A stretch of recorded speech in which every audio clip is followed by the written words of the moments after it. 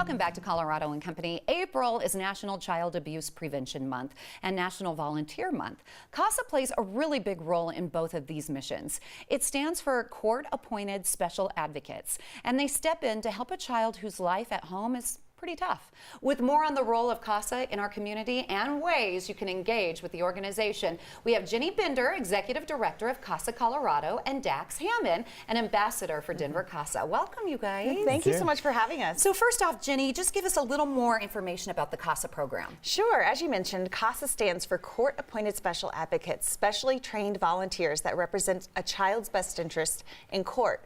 And at no fault of their own, children who have experienced abuse and neglect and trauma are removed from their homes and everything in their lives change, but a CASA volunteer can be appointed on that case to be a constant for the child. And I understand there's 18 different CASA programs. There are. We operate in 18 locations throughout Colorado in 18 of the 22 judicial districts. CASA volunteers, they really have a big chance, a big opportunity to make an impact being a volunteer. I mean, that child's going to look at someone and say, hey, this is maybe who I want to be in my future. So tell me about that. Sure. So if you are interested in being a CASA volunteer, you go through 30 hours of pre-service training and learn how to really put the child's best interest front and center in front of the judge. And what CASA volunteers do and the work that they deliver, it's delivered through volunteers. The advocacy that CASA provides is not delivered through staff members. So without volunteers, CASA stops. Volunteers are really the vehicles that deliver the mission to these children. And what they do is advocacy for their physical health, mental health, education, placement stability, and safety and permanency. So really what we want to see are these kids who, again, at no fault of their own, have experienced the unimaginable. We want to see them grow in their resilience and thrive. Amen to that. Dax, you're a volunteer? I'm an ambassador, yeah. An ambassador. How did you get involved? Well, so I was looking around for an organization that I could give some time to help, and I happen to be a father of 4 teenage daughters. Oh! Yeah. And so I knew I wanted to do something with children, and as I got to know CASA more, I just thought the work that they're doing is remarkable. I can't think of many organizations where volunteers can have such a long-lasting and positive impact on the life of a child. And so Jenny and Miranda told me a lot about how they have this vision for 2020 to make sure that the organization can provide an advocate for every child that needs one. And so I have a 20-year background in marketing, and so it all came together as a nice fit to help them do that. Perfect. So as an ambassador, I really help them recruit new volunteers and to fundraise when needed. And what's the message you tell volunteers? Well, I always find that typically we relate better to stories to understand material. And so I went and spent some time in court to watch some of these cases go through the process and came away with a number of stories that I then used to help people understand that they actually really can make a difference and that they become the physical embodiment of the child in the court. You know, you have this room full of adults who are making really important decisions on behalf of the child. And without the CASA volunteer there, nobody is really hearing what it is that the child wants to happen at the end of it. So I think when people understand that and they can relate to the stories that we tell, they tend to get pretty excited about the idea that they could step in and help these children. So as a volunteer, the child could talk to you privately if they're a little intimidated to do it for themselves in court, and you can relay that message?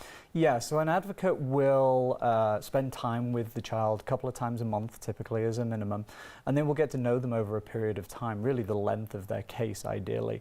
And then in court they get to stand up and the judge gives them a platform for which they can communicate that. And you know, it might simply be that the kid says, I don't want to live in either of those places, I want to go live on the moon. Yeah. And that's great. If that's the kid's wishes, then that should be communicated. All right. Well, thank you for the work that you're doing. That's amazing. And it sounds like volunteering makes a huge impact, not only on the child, but also on the volunteer themselves. Yes, you know, and some of the ways that we can give back in so many different ways to CASA, but really you find yourself as a CASA volunteer feeling so fulfilled by doing this work.